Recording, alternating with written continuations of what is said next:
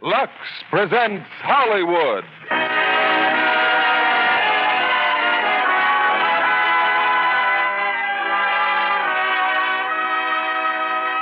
Lever Brothers Company, the makers of Lux Flakes, bring you the Lux Radio Theatre, starring Mickey Rooney, Elizabeth Taylor, and Donald Crisp in National Velvet. Ladies and gentlemen, your producer, Mr. William Keeley.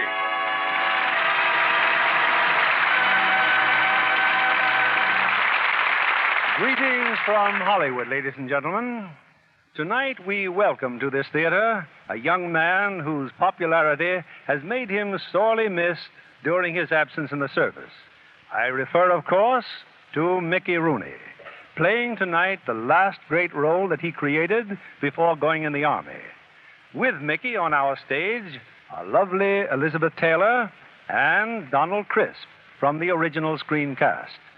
They appear in Metro-Goldwyn-Mayer's thrilling and enchanting screen hit, National Velvet, the story of a boy and girl and a horse who brings them dreams of glory in a little town in England.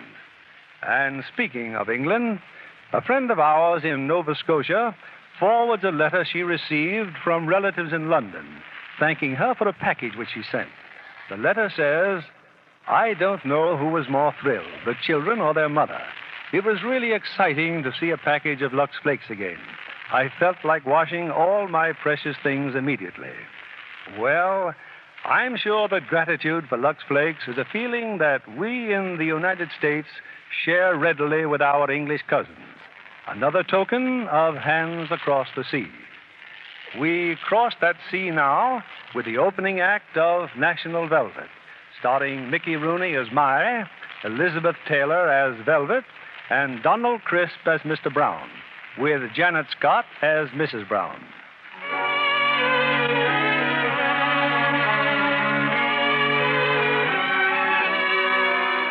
"3 weeks now I'd been on the road, and sundown this day I'd be in the village of Sewels. For someone lived in Sewels whom my father once knew. I was resting at the crossroads when I saw them, a girl and a horse. Running away the horse was, and there was the child cutting the beast off and stopping him, like she'd been doing it every day of her life. Whoa, boy! Whoa! Oh, what a lovely boy he is. Oh, you're a sweet one. I don't know how you stopped him, Velvet. I was trying to slip a halter on him when he tore loose. What's his name, Mr. Reed? He's a murderous pirate, not deserving of a name. Oh, no, not pirate. He's a gentle one, aren't you, boy? I'll just call him Pie. Oh, you're a pretty one, Pie. Trouble with you, Velvet, you love any horse, don't you? Oh, yes, Mr. Reed. I still don't know how you stopped him, a little one like you. Come on, you robber, you pirate, come along here. Should be in school, shouldn't you, girl? Oh, I didn't see you. Well? School's over. It's summer holidays. Where are you going? To that village. My father's the butcher there. That's nice. I have 2 sisters and a brother. That makes it chummy. What have you got? The whole world. My father left it to me. Isn't Pie beautiful? Who? Mr. Reed's horse. I grant she's got vinegar. Short back, well-ribbed. Nice mover, all right. The way he jumped the pasture fence. I gotta be jumping, too. I got business in Sewels. Who with? Mrs. Herbert Brown. But that's my mother. It is, huh? Honest she is. And I'm Velvet Brown. Velvet? What kind of a name is that? Queer as my own. Is it? I'm called Mai. Mai Taylor. My. And you know about horses, don't you? What if I do? Oh, but to know about horses is wonderful. Come on, Mai. I'll take you to my mother. What did you say your name is, boy? Mai Taylor, ma'am. Where does he come from? I found him, Father. I found him on the road. Is that any excuse for being late for supper? Come eat, boy, eat. Thank you, sir. Velvet, sit down. Yes, Father. This is my sister Edwina and my sister Malvolia and my brother Donald. How do you do? How do you do? Eat your supper, Donald. I am. You're just rolling it around and around. Now swallow. I can't swallow. It isn't slidey. I was sick all night. Donald, you're telling a story. Yes, Father. And you know what a story is? What is it? Never mind. Just say you're sorry. I'm sorry, Father. Well, you're sorry for what? For being sick all night. That boy will be a lawyer one day. Velvet, what are you doing? It's my brace, Father. My brace hurts my teeth when I eat. Hurt or no hurt, that brace costs £4.10. How many times must I tell you? You want a face like a rabbit? She'd rather have a face like a horse. That's enough, Mally. Now then, Mr. Taylor, you've something to tell me about your father. Yes, ma'am. Well, I showed you your name in his address book, ma'am. Yes? And, you said that you knew him. Did I? So I... Oh, well, I found the book among my father's belongings after he died, and I thought that since I was passing through Sewels, that maybe you... Well, maybe you could, Biscuit? No. No, thanks, ma'am. I think I'd better be getting along before it gets too dark. Where will you go? If you stay on the road, you're sure to find another town. Yes, but it's harder to find on an empty stomach. You can go after supper. Mrs. Brown, please to pass the potatoes. What is it you want, Velvet? I'm worried about Father. Father, are you sure you feel well? I thought I told you to leave us alone for a few minutes. Your mother and I are talking to Mr. Taylor. But if you don't feel well, don't you think you better have a helper in the butcher shop? I never felt better in my life. Just for the summer. There's more sheep come to market in summer than winter. Yes, that's true. But however it may grieve you, child, I feel fine. Now then, Mr. Taylor. If she's talking about me being a butcher's helper, she's wasting her breath. Well, that's agreed. Still, there's a small bed in the stable, Mr. Brown. Yes, there is, Mrs. Brown. You can have it for tonight, my Taylor. Oh, thank you, Mother. Thank you, Father. Well, show him to the stable, Velvet, and then get to bed. Maybe I'd rather not stay. Then show him to the road. I'll stay. Just for tonight, though, thank you.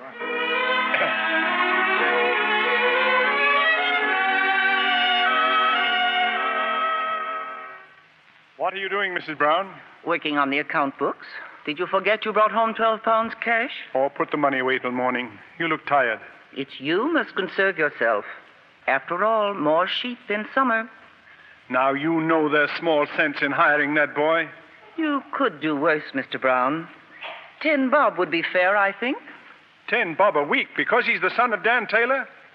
Did I ever ask for a favor because I'm the son of my father? He won't get favors.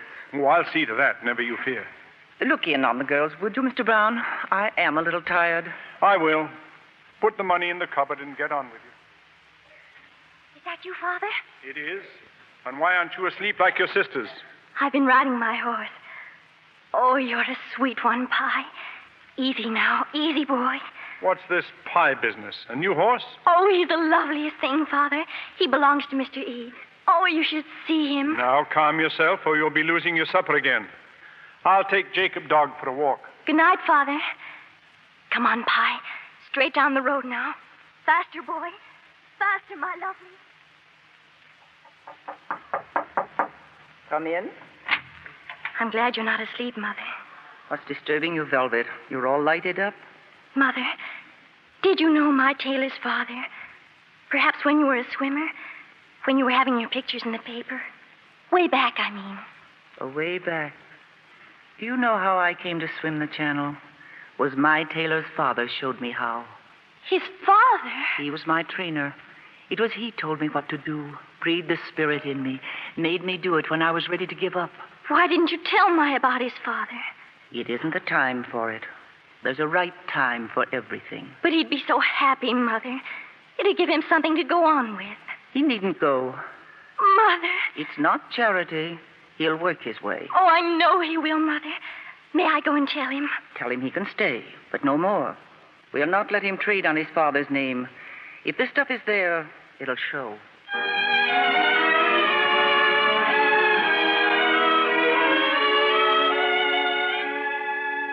Isn't it wonderful, My? The room's a little shabby, but you can paint it. I haven't said I was staying. Oh. No, I'm considering. Don't you think you'd be happy here? It isn't the happiness I'm considering. It's what it'll get me. It's for the lack of considering that people stay poor. Have you ever been quiet for a few hours and just think? Oh, all the time. all the time about horses. You've got a horse right in this barn. Miss Ada, she pulls the delivery cart. Don't you love horses, My? I hate them. I don't believe it. You know too much about them. I can tell. That's when you really hate something. When you know too much about it. But you will stay here, won't you, My? I'll stay. My, What is it? you'll have to get over your hate of horses. Why? Because I love them so. Every night I pray to God to give me horses. Wonderful horses. And to let me be the best rider in England.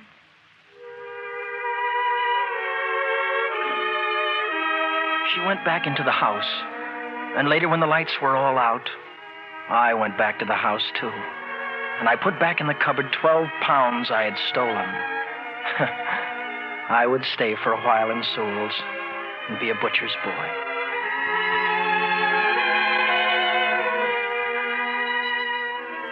All right, lad. Scrub down the chopping blocks. They're all scrubbed, sir.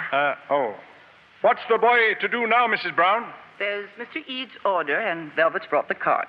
Oh, you know the Eade farm boy? I'll show him, Father. Nonsense. He must learn by himself. Oh, please, Father. There's the road to Eads and the road to Tupper's. Oh, it's very confusing. The ride'll do her good, Mr. Brown. Sharpen her appetite. Yes, Father. Sharpen my appetite. Well, what are you waiting for, boy? Take the meat and go. Yes, sir. Mrs. Brown, now mind you, I'm not against this tailor lad. But not for him. Well, now, you'll allow that tramping the road's not a proper upbringing. And would you guarantee there wasn't a bit of lying and sharp dealing about him? I guarantee there is. But what's the meaning of goodness if there isn't a little badness to overcome? Yes, Mrs. Brown.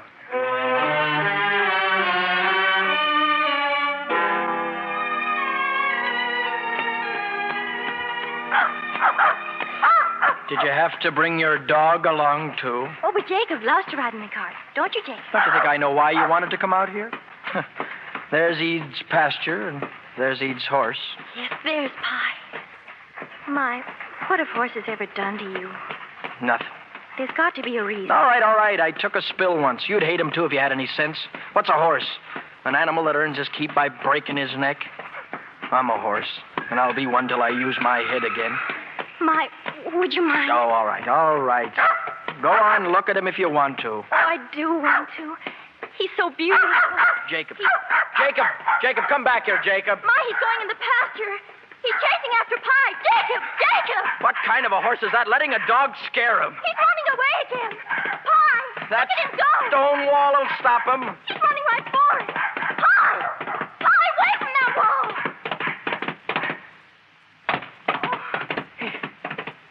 He didn't do it. I don't believe it. He didn't. Didn't do what? That wall. He jumped that wall. Give me that cord. What cord? From that meat parcel. Hurry up. I've got to measure something.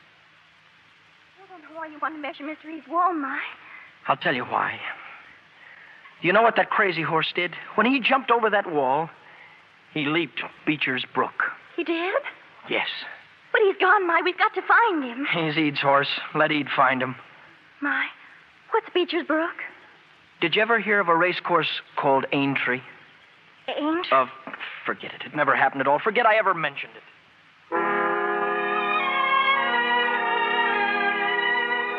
Mr. Eade found his crazy horse. And being a man of wisdom, he set about getting rid of him. Next morning, in the window of the butcher shop was hung a big sign. Oh, I hope so. They're raffling him, Mother. Mr. Eade's horse, the Pie, they're raffling him. When is the raffle, Mr. Brown? Saturday next in the shop. In the shop? Well, Mr. Eade asked for it as a special favor. Well, you shouldn't have left me here along with him so long. Father, is it really true? Could Mr. Eade's horse be won for a shilling? Well, if you won, you'd lose. What good is the brute? Oh, do take us in tickets, won't you? Didn't you hear what I just said? You won't have to buy raffle tickets, Mr. Brown. I'll get them. What's that? Here. 4 shillings. One for each of the girls, and here, one for Donald. Oh, my. Boy, are you challenging my authority in this family? No, sir. I'm buying raffle tickets, that's all. You'll have to choose your own numbers, girls. Oh, my, you're wonderful. 62. 62. I'll take 62. We'll get the tickets after lunch and pin them in the Bible. Boy, it's one thing to outthink a man, but quite another to outsmart him. And who will say which is which, Mr. Brown? Eat your lunch, girls. Eat.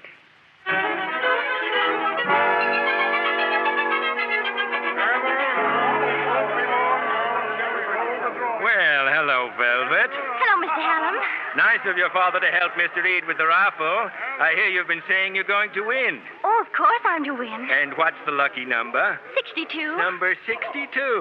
There's ways of arranging it, and your father's a clever man, eh? Oh, I didn't bother him, Mr. Hallam. I just arranged it with God. We're all gathered. I'll ask my friend Mr. Brown to reach in the fish bowl and determine who's to take home that handsome gelding for the price of a shilling. Look out, the winning number doesn't stick to Mr. Brown's fingers. What's that you imply, Mr. Hallam? I imply there's some here that feels the horse is already won. Aye, there's your daughter. There's your daughter, Velvet, been telling the village the horse is as good as hers. Come here, Hallam. I said come here. Well, Put your hand in the box and pick the number yourself. I refuse, and you can't make me. I can break your head. Look lively, Mr. Hallam. Pick a number. Oh, all right, I will. Now draw it out. Come on, what is it? What is it? The winning number is 113. Mr. Brown! Mr. Brown! It's Velvet. What's that? What's the matter with her? Oh, fainted. She has, Mr. Brown. Fainted right away.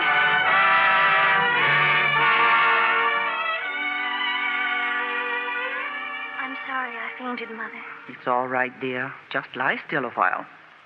Sometimes it frightens me, What, dear? the things I see. I see things as big as life, and I think they're real. Like right now, What do you see now? out of the window. The whole village coming here. And they're bringing me the pie. I suppose it's because I wanted him so much. Don't fret, girl. If you see things that way, you'll... Velvet, look. It is the whole village. You've won him, girl. The horse is yours. The pie? He's mine, but... Mr. Hallam drew a number that hadn't been sold. So we had to start all over again, and out came 62. Father! Oh, the old fool was fit to die. I don't know why I'm so pleased. Saddled with a crazy horse I don't need, and if there isn't enough trouble in the world, you people arrange to draw it out of a fishbowl.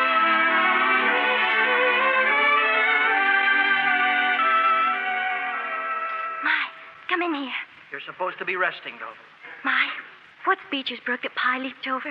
Beecher's Brook is the sixth jump of the Grand National Dain Tree, the greatest horse race in the world. Now, don't go floating around. Just lie down there. Your ma'll blame me. My, would you do something for me? What? Just walk Pie up and down, under the window. And have you fainting again? No, no. Cross my heart, My. I'll just shut my eyes and listen.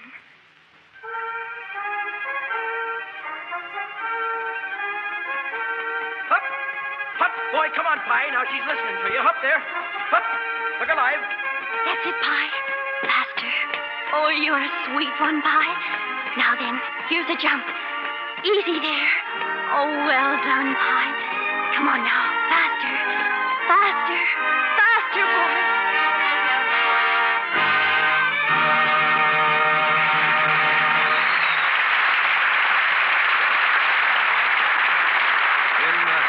In just a moment, we'll bring you Act Two of National Velvet, starring Mickey Rooney, Elizabeth Taylor, and Donald Crisp.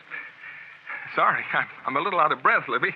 Well, you shouldn't try imitating those acrobatic leaps Doug Fairbanks Jr. makes in Sinbad the Sailor.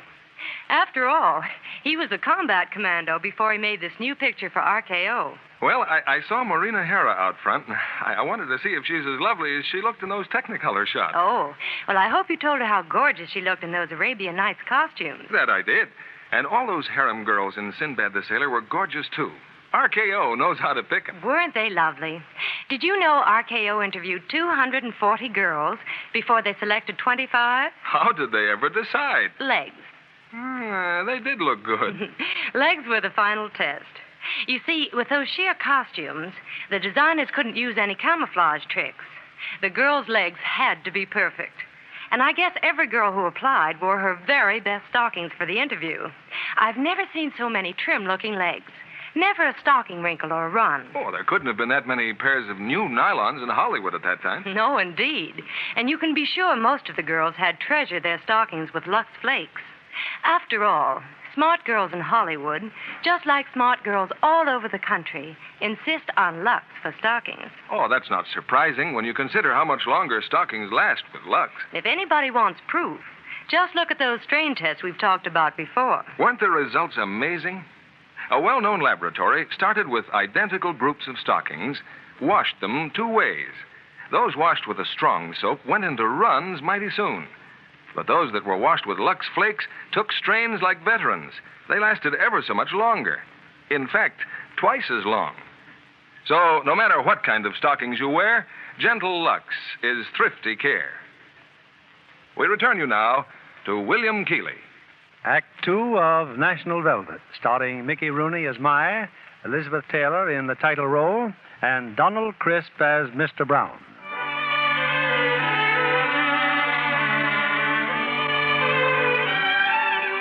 Winning a horse in a raffle is one thing. Keeping that horse is another.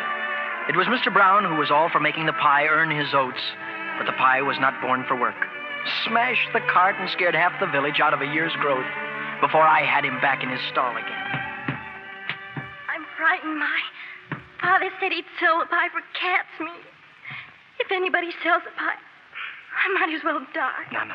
I don't think he meant it. Oh, he couldn't. The pie's too wonderful and noble and great. Greatly crazy.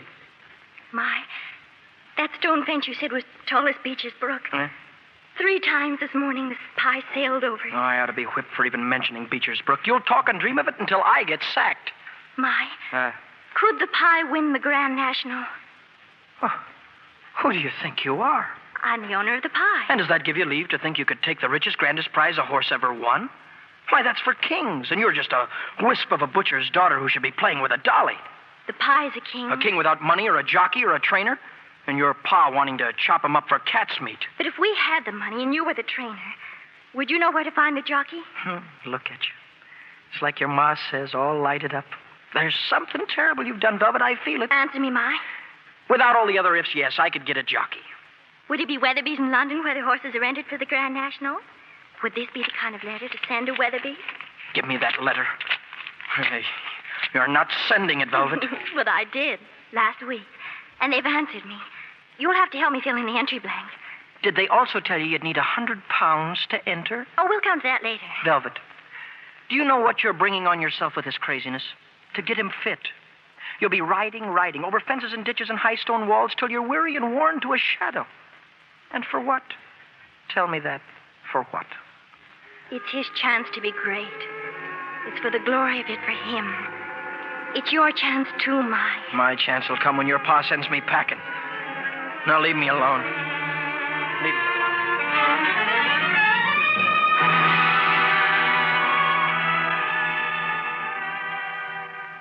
The Grand National. My, did you put Velvet up to this? It's me that said it was folly, ma'am. £100 standard, jockey fees, money for a horse van. And, well, folly for nothing. The horse is not good enough? It's a score of things. 30 jumps, ma'am. The hardest course in the world. Training him month on month. It'll be folly for nothing.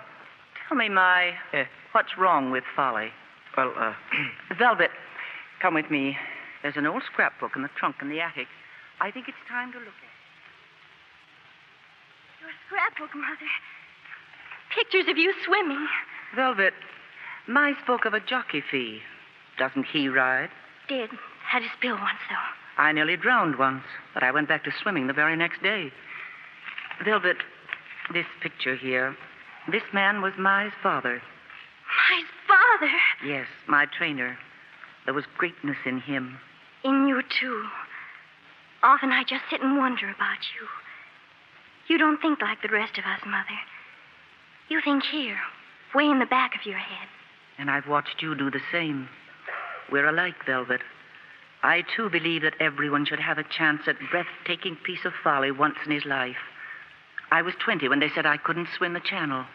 You're 12. You think a horse of yours can win the Grand National. Your dream has come early. Yes, Mother. Here's something else in the trunk. A bag filled with gold sovereigns. Mother, Your prize money for swimming the channel. And there's a little more somewhere, paper money. But this will be for your entry fee. Gold sovereigns for luck. Oh, Mother. Mother. We'll win for you, Mother. We will. Win or lose, it's how you take it that counts. And knowing when it's time to go on to the next thing. The next thing? There's a time for everything, Velvet. For having a horse in the Grand National. For being in love. Yes, even for dying. All in proper order at the proper time. Mother, who's going to tell Father? I'll do the telling. I don't think your father believes too well in the importance of folly.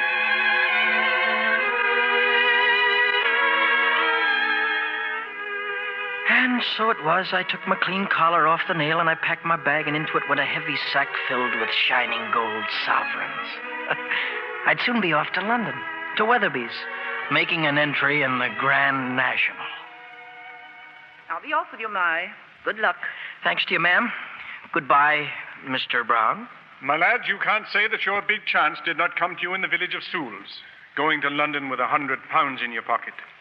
Mrs. Brown wishes you good luck. I wish you a good time. Yes, sir. What did you mean by that? A good time? How many mutton chops make up £100?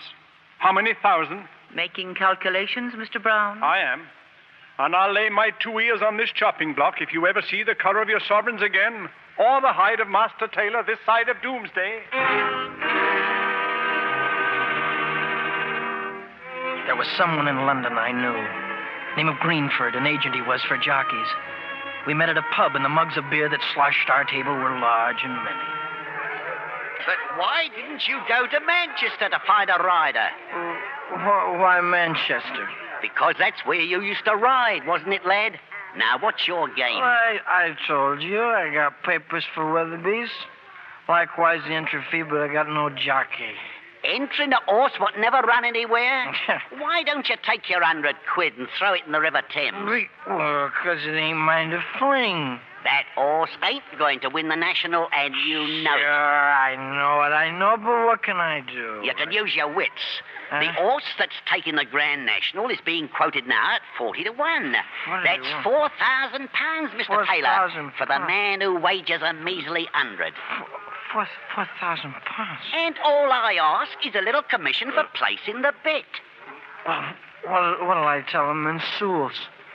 Tell him you met a tart like me in a pub and I pinched it off you. Yeah. And the day after entry, you come back to London and live like quality the rest of your days. Now, where's that £100? Yeah, here. Golden sovereigns, eh? Here. What's this, £0.50? You got this bag watered? She gave me that to spend. Saved it. She was glad to give it to me. Oh, lady's sweet on you, is she, husky lad? Not old. Not sweet on me. Just trust me. Trust me. Give me that bag. Hold on now, lady. Drunk I am, but not so drunk as you think. Thief I've been too. But it's not in my books, Mr. Greenford. What ain't? Stealing on Wednesday. Thanks for the beer. I'm late for work.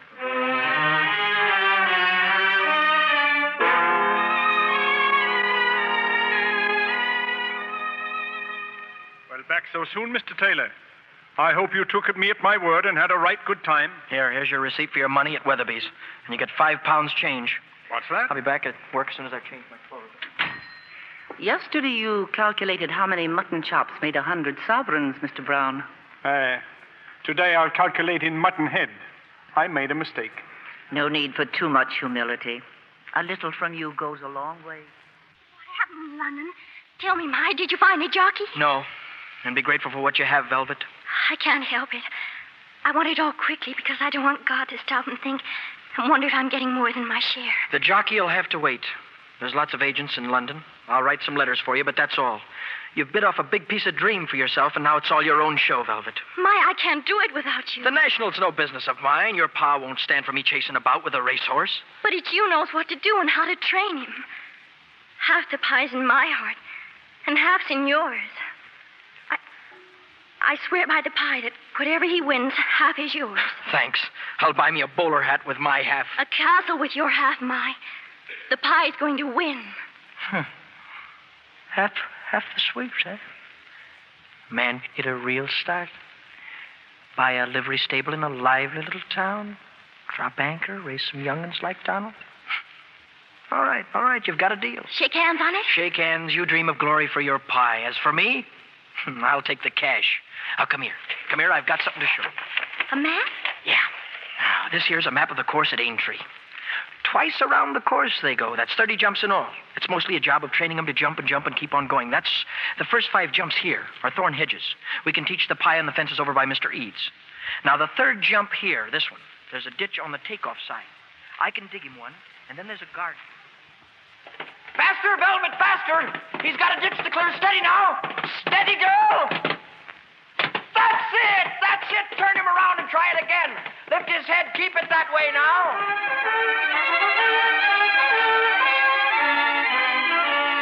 This one, Vi. On the map here, this one. Beecher's Brook.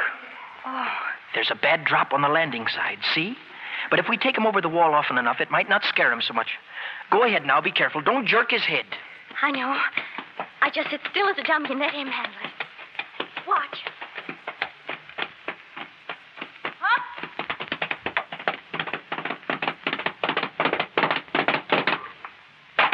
Fast it fair, Velvet! Fast it fair once again now, girl! He did it, Ma. He did it. What are you waiting for? Try it again. Yes, Ma. Velvet, what's the matter? Nothing, Ma. I just get excited. I can't. Oh, then stop getting excited. Do it again. Yes, Ma. I'm ready. Oh, isn't he wonderful, Ma? Isn't he lovely? That's how it went. Week after week, whenever we had a few moments together. Velvet from school, me from the shop, running and jumping and running. She in the saddle and me telling her what to do, as best I knew. And then, one afternoon deep in winter, she comes rushing into the stable thinking Pie and me'd be ready for her. But we aren't ready. Pie is down on the stable floor, shaking and wheezing.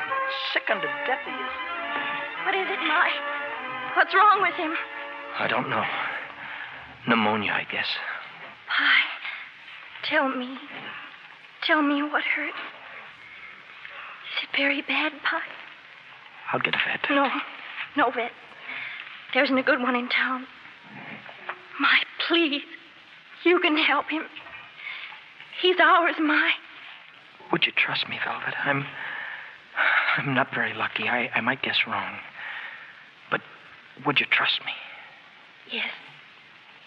You won't hurt him more than me. All right, then. Get some blankets. Get some whiskey, hot water. Hurry, Velvet. We don't have much time.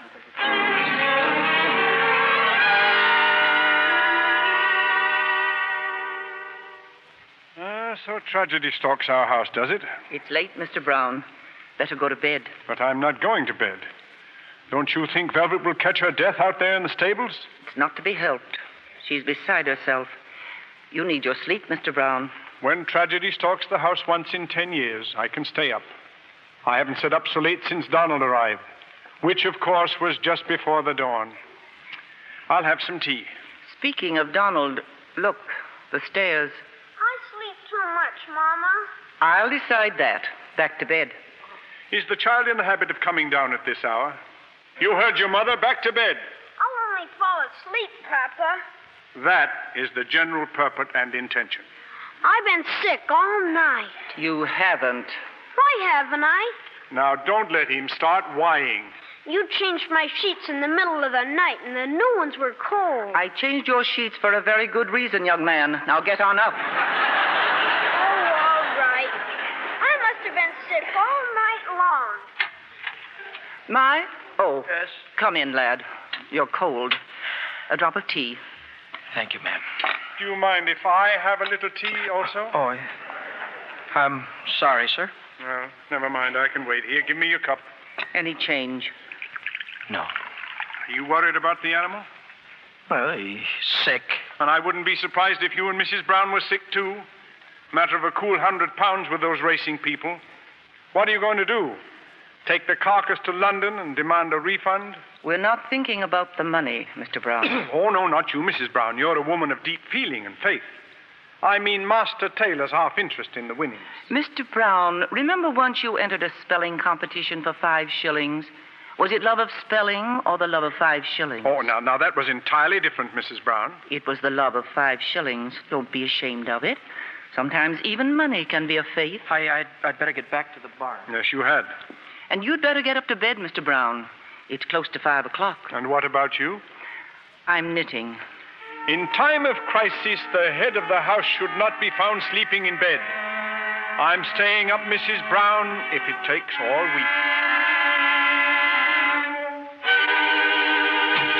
Mother, Father, it's Pie. He's all right. He's fine. Steady, child, steady. I cured him. He's on his feet again. Yeah, the horse is up and you'll be down. You haven't eaten, haven't slept. Is it fair to impose illness on the household? Oh, I won't be ill, Father. I could sit up 1,000 nights. Look what time it is. 3½ minutes from 8 o'clock in the morning. I'll be late for school. Goodbye, Mother. Goodbye, Father. Are you permitting that child to go to school? I like the spirit that makes her want to go after sitting up all night. But she'll collapse by afternoon. She'll be home in half an hour. What? This is Saturday, Mr. Brown. There is no school. Well, bless me, so it is. And so was the Pie cured and came by his strength, which he'd sorely need. For it's twice around the course at Aintree, 30 jumps. In the greatest race a horse can run in all this world.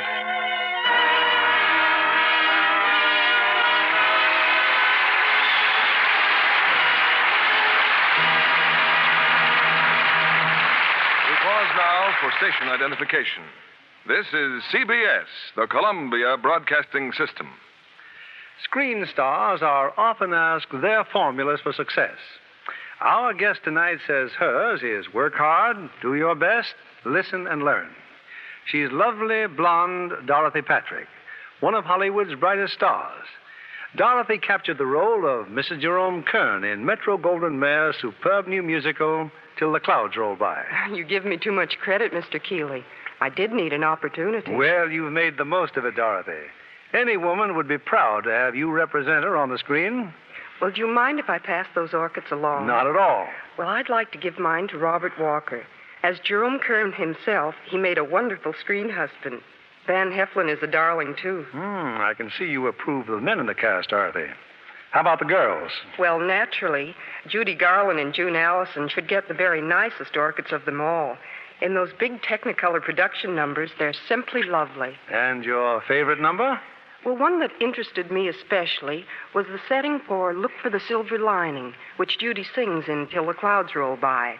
Mr. Kennedy, you'd have been interested in the scene where Judy was washing simply mountains of dishes and singing like an angel. Well, then she must have been washing them in Lux Flakes. Why, that's right, Mr. Kennedy. The suds were that high. Women like those rich suds, Miss Patrick, because they mean Lux Flakes go further. You know what?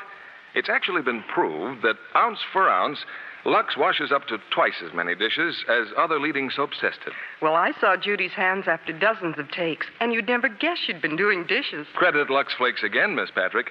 Women who care about their hands use Lux for dishes because it doesn't make hands rough and red as strong soaps do.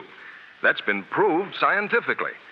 So it's not surprising that when a studio shoots a dishwashing scene, they use Lux suds to protect the star's hands. And that, ladies, is the very same Lux thousands of women all over the country use for dishes to keep their hands soft, smooth, and lovely. Why not try it for your dishes tomorrow? Here's your producer, William Keeley.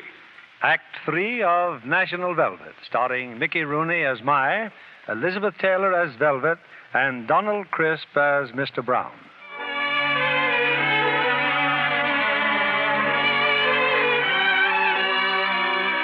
There came a day when I stopped training the horse, and Velvet stopped riding him. And that was the day before we left for Aintree. That night, Mr. Eads stopped by the house. And what time will you be leaving, Mr. Brown? Oh, I'm not crazy, man. I'm staying home where I belong. It's Velvet and Master Taylor and the horse in a hired van at 5 o'clock tomorrow morning. Boy, Got a jockey yet to ride the brute? We're meeting one there tomorrow. Name of Ivan Tasky, sir. In that case, I've a £1 note to wager. Here you are, lad, to win. That's £1 wasted. I'll put it in the book with the other bets, Mr. Reed. Other bets? You're the 10th man here today, Mr. Reed. 11th. Thank you, Mrs. Brown, 11th.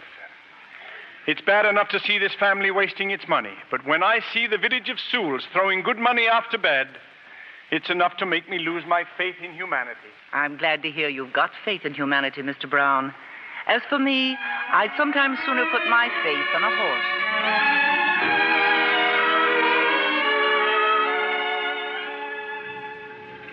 It's come, boy. The van for the horse is here. And Velvet? Saying goodbye to her mother. Oh. Master Taylor, you'll understand, I'm not a frivolous man, but I'd like to risk a couple of pounds. Put it on the pie for me. Yes, sir. And, I'll not be angry if you say nothing about it to the missus. No. Good luck, boy. Thank you, sir. What's the jockey's name again, My? Ivan Tasky. Now get some sleep, Velvet. We've got a long way ahead of us. My, do you think he'll like the pie, Mr. Tasky? He'll like him all right. How do we know these jockey clothes are going to fit him? All jockeys are the same size, same brain, same vision. Seeing the world from the height of a horse. And what's that you're doing? Taking my braces off.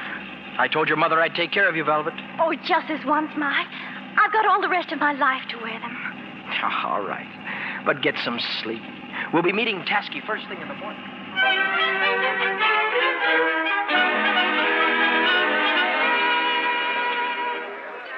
More coffee, Mr. Tasky. No, thanks. So, this is Miss Brown. Such a little girl. Her money's as good as anybody's. And wait till you see the pie. He's a real horse, Mr. Tasky. Well, what does it matter? Tomorrow I ride him. Tomorrow night I go back to Paris. Such a little girl. Only in England can it happen that a child brings a plow horse from the field. He's not a plow horse, Mr. Tasky. We'll take you to see the pie now, Mr. Tasky. Once you see him, you'll realize what... You are serious? Well, why not? Say hello, get the feel of him. Shake his hand. Give him calling card. Make bow. Yeah, maybe it is foolish. It'd be just as foolish for Mr. Tasky to ride him. Velvet. The little girl does not like me? You may be a fine rider, Mr. Tasky, but the pie would know your heart's not in it. He would know you don't believe in him. Mr. Taylor, what you call her? Crazy, eh? No, Mr. Tasky, truthful. Come on, Velvet. Let's go back to the van. I'll try and find us another jockey. Thank you, My.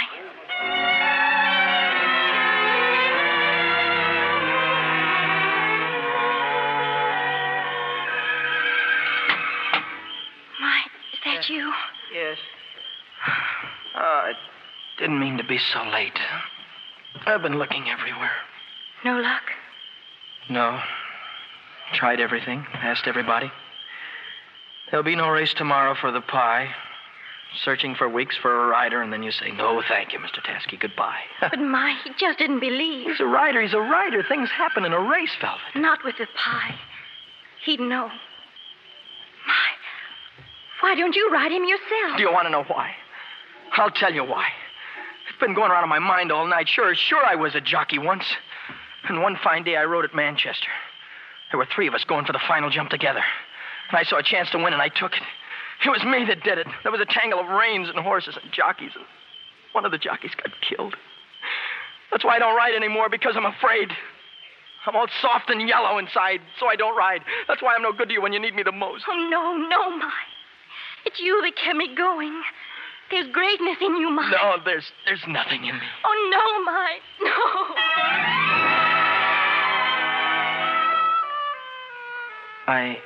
I left her there crying. And late that night, after she had gone to bed, I came back for the pie and I led him over to the course. Dark it was, save for the stars, but the horse was deserving to see something of all he was going to miss. If I wasn't a yellow coward, I'd ride you myself, Pie. But you wouldn't know me, would you? I've never been up there on your back. She's been the only one. Except if I get on your back now. If I gave you the chance to learn the weight of me, Pie, I'm doing it. I'm getting up in the saddle. Go on, throw me. I dare you, throw me. That's it, Pie. Straight down the course. Get a good look at it now. Tomorrow you'll not have the chance. Or we'll be flying down here like the devil himself was on our heels. And up there in the stands, the king and queen will be watching us. Breeze around, Pie.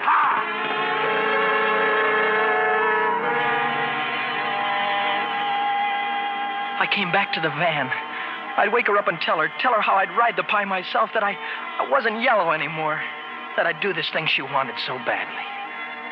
But when I got to the van, the lamp was lit and there was Velvet, wearing the jockey silks her ma. Look, Ma, look. They fit me. They fit fine. Oh, what in the name of all that's crazy? The Pie's going to race Ma, and I'm going to ride him. They'll never know I'm a girl. If you cut my hair, I'll be exactly right. And get your silly little neck exactly broken. 40 horses and riders ready to trample you over. I'll not let you do it, Velvet. Oh, please, Ma, please. Besides, there's no need for it. Suppose I told you that just now tonight, I found us a rider. I still want to ride him myself. Ma, I know you're angry, but you'll understand. If you ever rode a horse again, you'd want to win. That's how I feel. So, now it's the glory of winning you want for yourself, is that it? Yes. Well, perhaps you're right. Perhaps that's what I'd want if I'd ever ride again. All right. All right, he's yours. Oh, my. I knew you'd see. I knew all right, you now, would. hold on. There's a lot of things we have to do. 1 chance in 100 that we'll fool them. My hair. What? Here, my scissors. Go ahead and short at the back now. Short. Oh, Velvet. I wish your mother were here. She is here. She's inside me. You'll be disqualified at the end when they find you're a girl. You'll have to forfeit the prize money. They may even send you to prison for fraud. But if there's trouble, you tell them it was me that did it. You understand? It was me that put you up to it. There won't be any trouble, Mike. Now listen. There's a lot of tricks you'll have to learn. It's no use, Mike. Well, girl, do you think a race like this is won by luck? No. It's won by knowing the Pie can win and telling him so.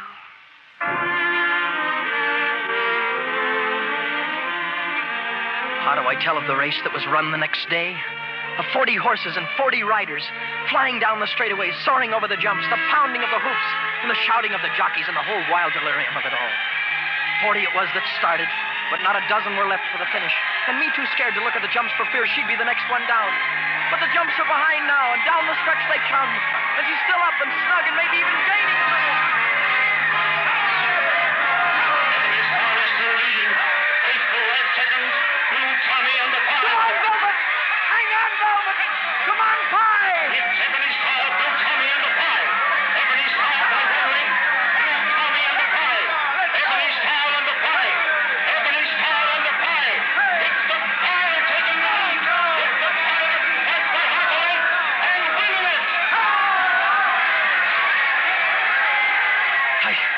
I stood there, my head fair bursting. She couldn't have won.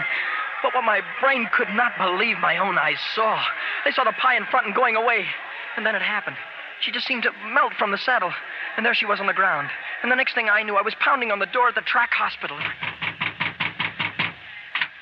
What happened to her, sir? What happened to her? Is she all right? She only fainted, exhausted. Oh, She? How did you know? Here, what do you know about her?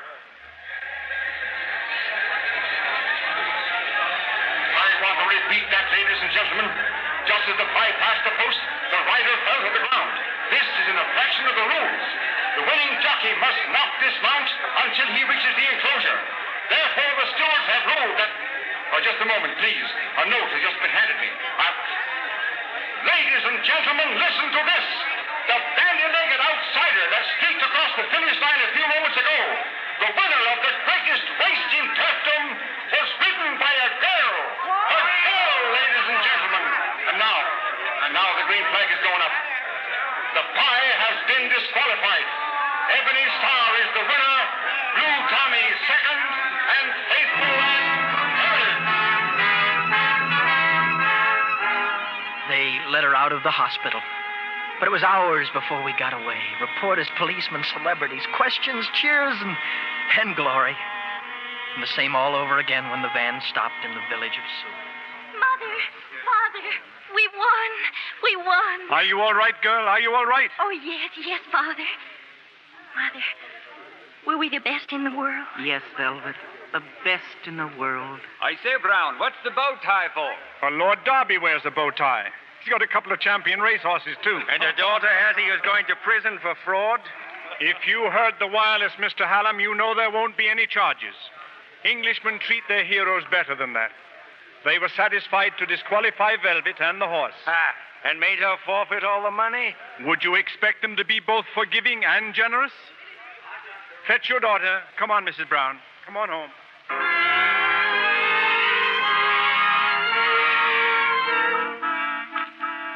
Telegrams, cablegrams, letters. The music halls want you, Velvet. The American cinema, there's a fortune of money in this. Yes, Father. They want you and the horse to go to America and act in the cinema. But I told you, Father, I can't drag the pie about for people to stare at. Mother, I can't. It's your father talking to you, dear. If you had seen what he did for me. He burst himself for me. And would it burst your own childish heart to stare at an account of £5,000 in a good bank? I can't help it, Father. I'd sooner have that horse happy than go to heaven. Velvet, run along, dear. Change your dress. Well, your mother said to run along. Yes, Father. Now, Mrs. Brown, I put it to you calmly. Is that a good reason for throwing away a fortune? Unwilling for people to stare at a horse? There'll be a dispute till the end of time, Mr. Brown. Whether it's better to do the right thing for the wrong reason or the wrong thing for the right reason. Where are you going? Telegrams, cablegrams, and letters. Into the fire. Into the fire with every last one of them.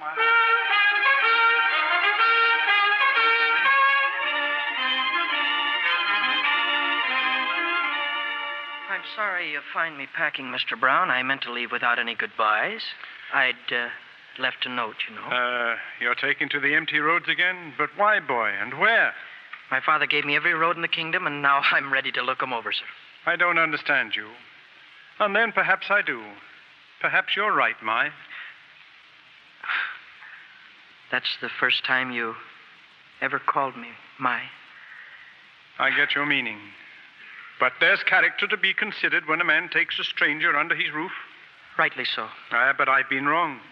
And I'm sorry. To be frank, I thought you'd steal that 100 sovereigns. To be frank, I nearly did. But what kept you from it? I don't know, the pie, perhaps. Maybe it was Donald or Mrs. Brown. Perhaps it was Velvet. I don't know. Does Velvet know you're going? I told her someday I'd be leaving. I don't like goodbyes, Mr. Brown. Give me your hand, Mai. Thank you. Would you say goodbye to Velvet for me? And Mrs. Brown. She's a fine woman, sir, but I don't have to tell you that. There's nothing better I'd like than to go away with her thinking well of me. She does. Goodbye. Goodbye. Goodbye, Jacob Dog. Goodbye, sir. God bless you, lad. Jacob Dog, how can there be so many currents in such a little puddle?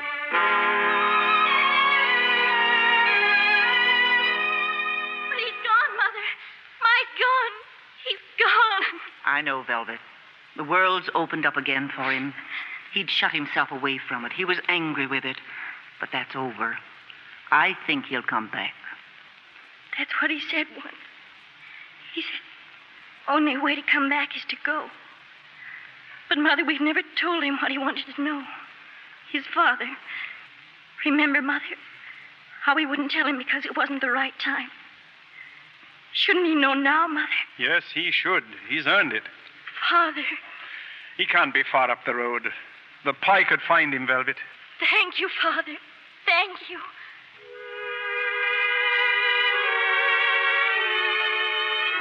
I'm obliged, Velvet. Obliged to you for telling me about my father. You'll stay now, Mai? No. But you'll come back someday.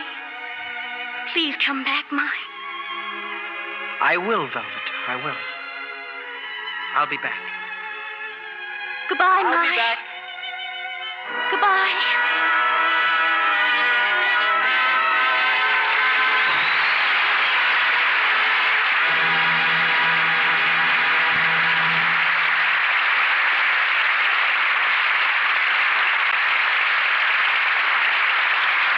We'll have a word with our stars and news of next week's play in a moment.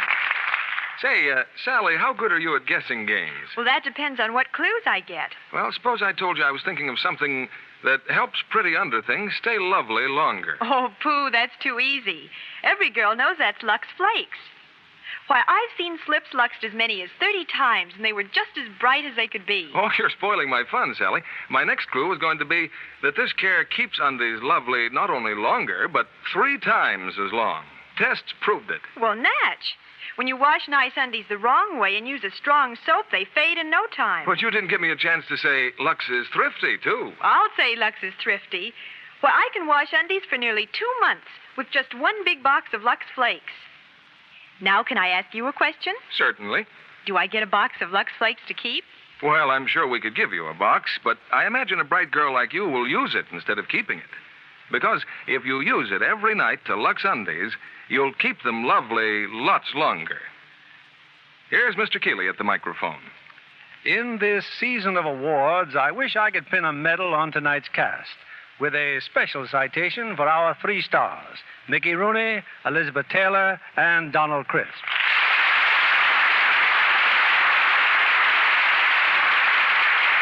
Mickey, I know our audience is as happy as I am to have you back in our theater again. Thanks, Mr. Keeley. It seems like old times. Incidentally, Elizabeth, I understand that while you were making National Velvet, you and the horse who played the pie became devoted friends. Mr. Keeley, they were more than friends. I think they were sweethearts. Oh, well, I certainly loved him. Just as much as Velvet did in the story. They got so chummy, in fact, that the studio finally gave him to Elizabeth. Yes, and she handles him better than anyone else can. But Elizabeth has other talents, too. She's authored a best-selling book for children. And Mickey's just written and published another original song. How about singing it for us, Mickey? No, Elizabeth, not on the stage. My voice sounds better in much smaller places. A smaller place? Yeah, the shower. Oh. Well, Mickey, we'll look forward to catching it on the radio. And also to seeing your new Metro Goldwyn Mayer picture, Love Laughs at Andy Hardy. Good night, and all our heartiest thanks. Good night. Good night.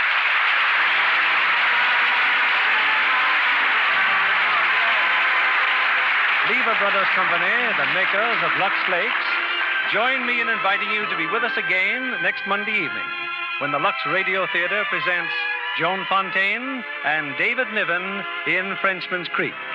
This is William Keeley saying good night to you from Hollywood.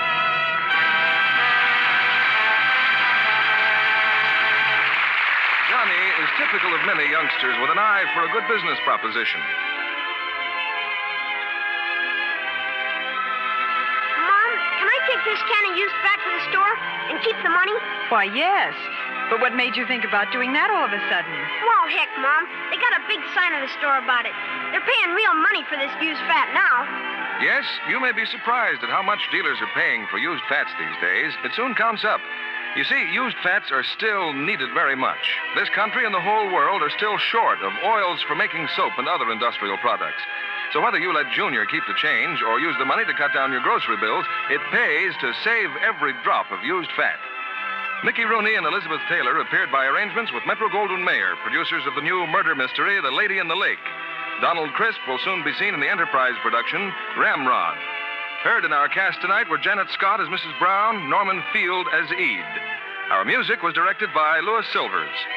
And this is your announcer, John Milton Kennedy, reminding you to tune in again next Monday night to hear Frenchman's Creek with Joan Fontaine and David Niven.